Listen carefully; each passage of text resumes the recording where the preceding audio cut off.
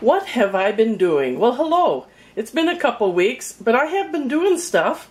Some squash have come in. We've been having squash. I've been doing some canning. I canned some cherry jam, which is awesome.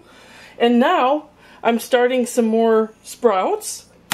And now I'm going to pick up another thing that I used to do for a long time, and that is make my own sourdough starter.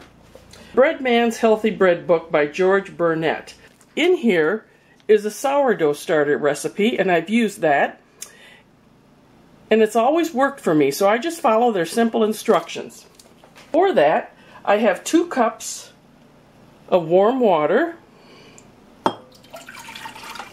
Let's move the flour out of the way. Let's move the sprouts out of the way.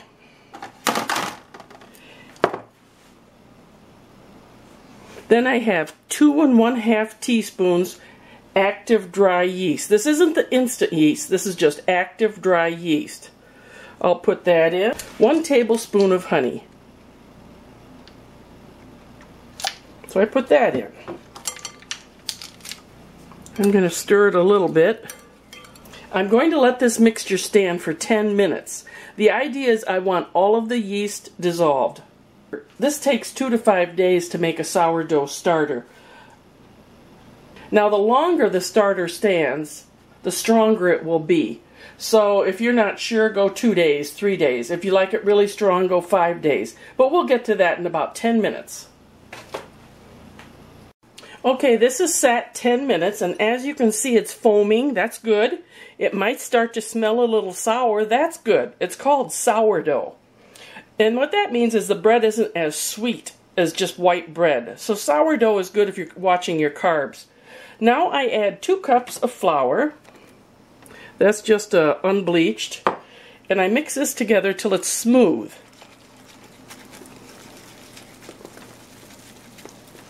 Martin's going down to the shack tomorrow night, so I need to make some of the breads that he likes. Those that are made with graham cracker I did at Christmas. You want it smooth. It's very thick.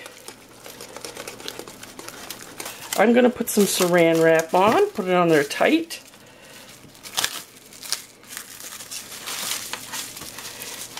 There. I'm going to let that sit on the counter for 2 to 5 days. And remember, the longer you let it sit on the counter, the stronger it will be. So if you're not sure, just go 2 or 3 days. If you want to go whole hog, go 5. But what you do is you leave this sit at room temperature for 2 to 5 days, and I'll give it a stir once a day. Just kind of stir it and then put the saran wrap back on. Well, this is 3.5 days for my starter. Every day I stir it once. As you can see, it gets real icky, the saran wrap does. There we go. And it looks like it's watery, but you just stir that. I'm going to stir it one more time and put it in the jar to put in the refrigerator.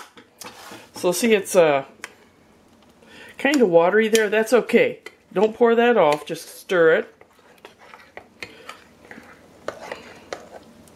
You don't beat it. You just stir it in.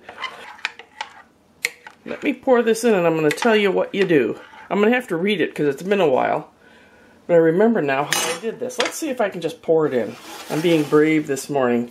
I'm putting it in a glass container and into my fridge. There we go. There, it's done. Yay! My sourdough starter is officially done. I'm going to seal the top. Now I'm going to use it right away, but this will keep... I remember I've had sourdough starters I've had for at least a year. They don't go bad if you keep tending to them.